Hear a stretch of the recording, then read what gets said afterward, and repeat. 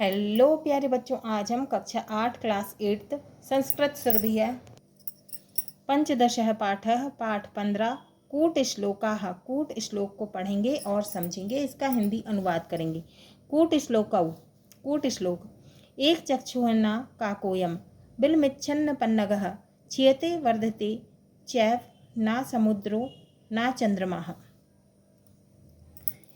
एकम चक्षु अस्ति, एक आँख वाला है, परंतु काकः नास्ति, लेकिन कौआ नहीं। बिलम अन्विष्यन्ति, परंतु पन्नगः नास्ति, बिल में रहने वाला है, लेकिन सर्प नहीं, सांप नहीं। क्षयः भवति वृद्धिरपि भवति, घटता बढ़ता रहता है, परंतु समुद्रः नास्ति, लेकिन समुद्र नहीं है। चंद्रोपि नास्ति, चंद्रमा भी नहीं है। ज्वार भाटा आता रहता है ना, तो क्या है, घटता बढ़ता है, लेकिन ना तो ये समुद्र है और ना ही चंद्रमा है। ताहिर एतत् किम, क्या है, तो ये है सूची, है ना। सूची का अर्थ है सुई, सूची का मतलब होता है सुई, और धागा, है ना। धागा घटता बढ़ता रहता है ना। अब है कृष्णमुखी ना मार्जरी, द्विजिह्वा ना चा सर्पणी, पंचभत्री ना पांचाली, यो जानाति सह पंडितः। मुखभागः कृष्णवर्णः वर्तते, किंतु कृष्णवर्णा मार्जरी नास्ति।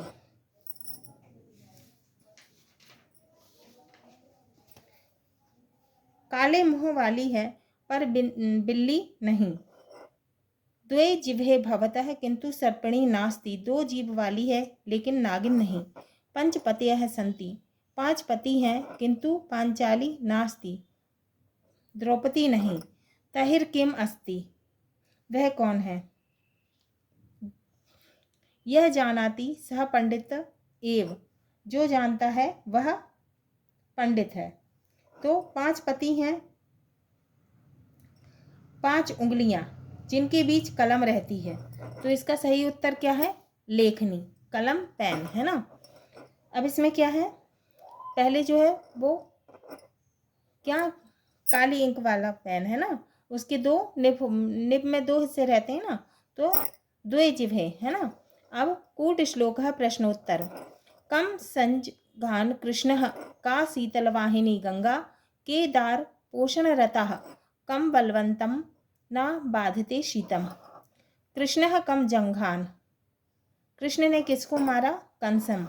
शीतलवाहिनी का, ठंडे जल वाली गंगा कौन, का शीतलवाहिनी गंगा, गंगा कौन। दार पोषणरतः के, केदार पोषणरतः, पोषण करने वाला कौन, है ना। केदार पोषणरतः कृषक है ना, किसान। शीतम का ना बाधते,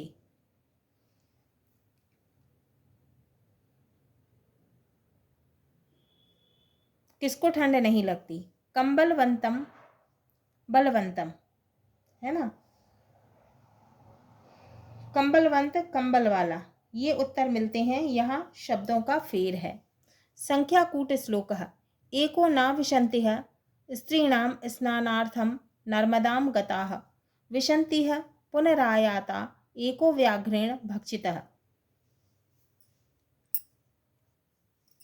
स्त्रीणाम एको न विशन्तिः 19, स्नार्थम नर्मदा गता व्याघ्रेण एको भक्षितः, 19 में से एक 18, विशन्तिः 20 पुनरायता। क्या है कि श्लोक में क्या है, 19 स्त्रियां स्नान करने के लिए नर्मदा नदी गईं। अब उनमें से एक को बाघ ने खा लिया, कितनी हो गई, 18, लेकिन कितनी वापस आई, 20 आई हैं।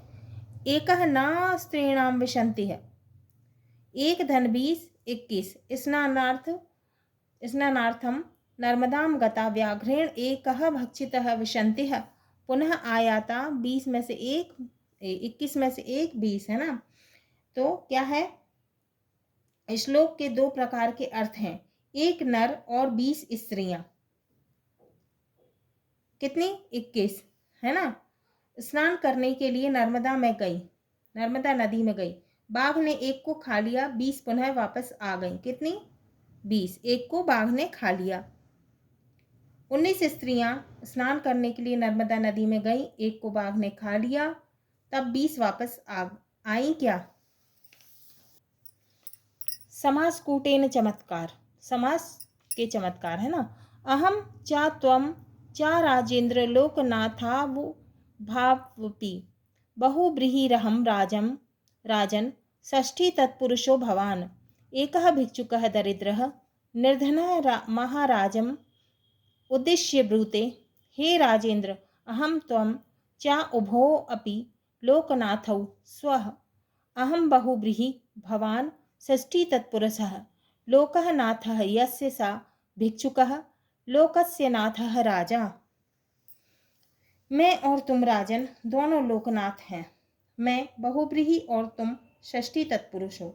यहाँ एक भिखारी राजा से कहता है दोनों लोकनाथ है, परंतु मैं बहुब्रीहि के अनुसार भिखारी और आप षष्ठी तत्पुरुष के अनुसार राजा हैं। द्वंद्व दिगु अव्ययी भाव तत्पुरुष कर्मधारय बहुब्रीहि समास भेदान आश्रित्य अत्र कूट श्लोके निर्धनस्य धन प्राप्त्यै पत्न्याः प्रार्थनायाः अद्भुत सामाजिक भाव निबद्धः। अत्र पत्नी धनार्जनाय अकर्मण्य भर्तारं प्रेरयति। अब इसमें क्या है? द्वंद्व दिगु अव्ययी भाव तत्पुरुष कर्मधारय बहुब्रीहि समास पर आश्रित यह कूट श्लोक एक निर्धन पत्नी जो कि धन प्राप्त करने की इच्छा से पति से प्रार्थना करती है, अद्भुत सामाजिक भाव है। इसमें यहाँ पत्नी जो है धन प्राप्त करने के लिए पति को प्रेरित करती है।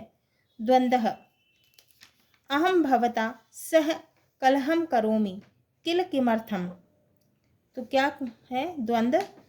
द्वंद्व का अर्थ एक कलह भी होता है, लेकिन यहाँ द्वंद्व समास से इसका है। अहम भवता सह कलहम करोमि किल, मैं अवश्य कलह करती हूँ, झगड़ा करती हूँ। किमर्थम, किस लिए?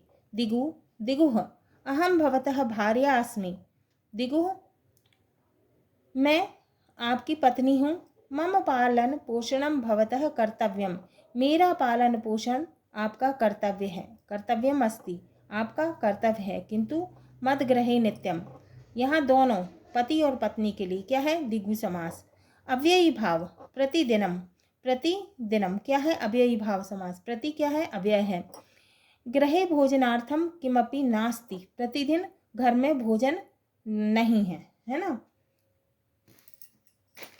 घर में भोजन नहीं है, प्रतिदिन मेरे घर में भोजन के लिए कुछ नहीं है। तत्पुरुष अतः, हे पतिदेव। तत्पुरुष क्या है? क्या है? पतिदेव। कमपि उद्योगम कुरु, कुछ उद्योग करो। कर्मधारय धन धान्यादिकम गृह मानय येन कारणेन ये नाहम श्याम, कर्म को धारण करके कुछ कमाओ। बहुब्रीहि अहमपि धन धान्य संपन्ना भवेयम, मैं भी धन धान्य से संपन्न हो जाऊं। इसका स्पष्टीकरण है, मेरे घर में द्वंद्व कलह है ना। कलह द्वंद्व का अर्थ कलह और द्वंद्व समास भी है ना। अब दिगु अर्थात पति पत्नी है ना, दोनों पति पत्नी। अव्ययी भाव माने धन का अव्यय है ना, तो धन का व्यय है ना, धन का अभाव है। तत्पुरुष अर्थात पति का वर्णन है।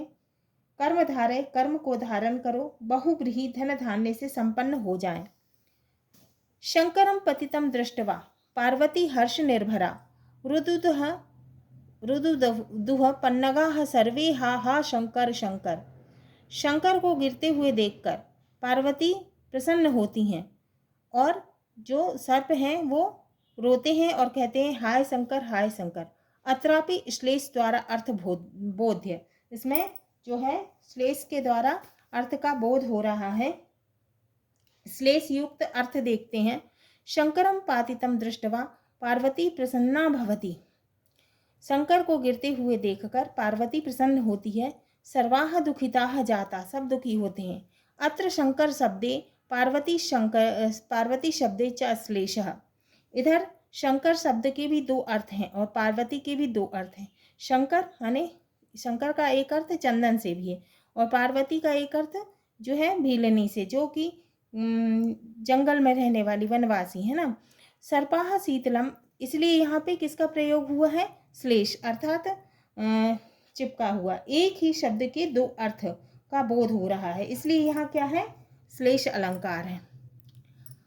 सर्पाः शीतलम चंदन वृक्षम आलिंग्य मिलंती सह चंदन वृक्षः। मतलब सर्प जो हैं, जो सांप हैं, वो शीतलता के कारण, ठंडक के कारण जो है चंदन से चिपके हुए हैं, चंदन के वृक्ष से चिपके हुए हैं।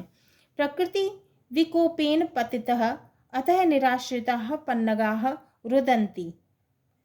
अब प्रकृति के प्रकोप से चंदन का वृक्ष गिरता है और निराश्रित पन्नगः माने जो सांप है, जो निराश्रित सर्प हैं, वो रोने लगते हैं। भिल्ल स्त्री मलय पर्वते, भीलनी मलय पर्वत पर रहने वाली है ना, उसको पार्वती भी कहेंगे है ना। चंदन वृक्ष बाहुल्यात, चंदन वृक्ष काष्ठम ईंधनाय उपयुक्ते, माने चंदन वृक्ष की बहुलता के कारण चंदन वृक्ष की लकड़ी को ईंधन के लिए भीलनी जो है प्रसन्न होती है। भिल्ल स्त्री पार्वती पतितम चंदन वृक्षम दृष्ट्वा ईंधनम लब्धमिति हर्ष निर्भराः जाता। भिल्ल स्त्री पार्वती है ना, भील स्त्री जो है पार्वती इसका अर्थ भी। पतितम चंदन वृक्ष दृष्ट्वा माने गिरते हुए चंदन के वृक्ष को देखकर ईंधन की प्राप्ति के लिए खुश होती है, प्रसन्न होती है। शंकरः शिवः चंदन वृक्षः च पार्वतीः गौरीः। तो शंकर शिव चंदन वृक्ष को भी कहेंगे शंकर, और पार्वती गौरी भील स्त्री है ना। तो एक ही शब्द में कई शब्द और अर्थ का बोध हो रहा है, इसलिए क्या है यहाँ? श्लेष अलंकार है। कस्तूरी जायते कस्मात् को हंति कारिणाम कुलम किम कुर्यान कातरो युद्धे मृगात सिंह पलायनम। अत्र चरण त्रये त्रयः प्रश्नाः, चतुर्थे चरणे त्रयाणाम् एव उत्तरं वर्तते। कस्तूरी कस्मात् जायते इति प्रथमः प्रश्नः, कारिणां कुलं कः हन्ति इति द्वितीयः प्रश्न, कातारः युद्धे की कुर्यात् इति तृतीयः प्रश्नः। तो क्या है? कस्तूरी किससे प्राप्त होती है? हाथियों के झुंड को कौन भगाता है? डरपोक युद्ध में क्या करता है? चौथे पद में इन तीनों के क्रमशः उत्तर दिए हैं, हिरण से, शेर और भाग जाना है ना। तो क्या है? पहले 3 चरण में प्रश्न पूछे गए हैं और चौथे चरण में उत्तर बताया गया है। प्रश्न क्या है? कस्तूरी कहाँ पैदा होती है? कस्तूरी कहाँ पैदा होती है? मृग की नाभि में है ना, हिरण की मृग की नाभि में। और दूसरा प्रश्न क्या है? हाथियों को कौन मारता है? सिंह है ना। और तीसरा क्या है? डरा हुआ व्यक्ति युद्ध में क्या करे? यह तीसरा प्रश्न है। तो क्या है इसका? पलायन। शब्दार्थ चक्षुः का अर्थ है नेत्र माने आँख, पन्नगः का मतलब है सर्प माने सांप, बिलम का मतलब है छेद, जिह्वा का मतलब है जीभ, पंचभत्री का मतलब है 5 पतियों वाली, पांचाली का मतलब है द्रौपदी, जघान का मतलब है मारा, शीतल वाहिनी का मतलब है शीतल जल वाली, दार पोषण रताह का मतलब है पत्नी के पोषण में तत्पर माने लगे रहना, केदार पोषण रताह का मतलब है खेत संवारने में संलग्न कौन होता है? कृषक, किसान। कंबलवंतम का मतलब है किस बलवान को, ना का मतलब है पुरुषः या नरः, एको ना विशंतिः का मतलब है 19, विशंतिः का मतलब है 20, लोकनाथः का मतलब है भिक्षुक, राजा, बहुव्रीहि सर्वोपि, लोकः भिक्षुकस्य नाथः, लोकस्य नाथः, लोकस्य नाथः का अर्थ है षष्ठी तत्पुरुष समासे कृते राजा इत्यर्थः। द्वंद्व का अर्थ है द्वंद्व समास कलह। दिगुः एक अर्थ क्या है द्वंद्व समास और एक अर्थ क्या है कलह। दिगु समास दंपत्ति पति पत्नी।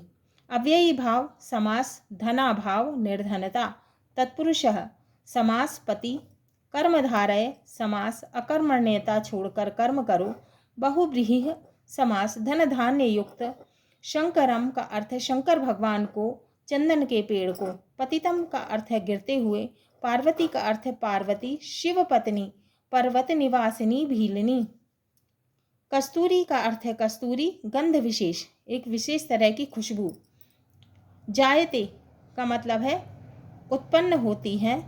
हंति का मतलब है मारता है। करिणाम कुलम का मतलब है हाथियों के समूह को। कातरह का मतलब है दुखी। युद्धेह का मतलब है युद्ध में।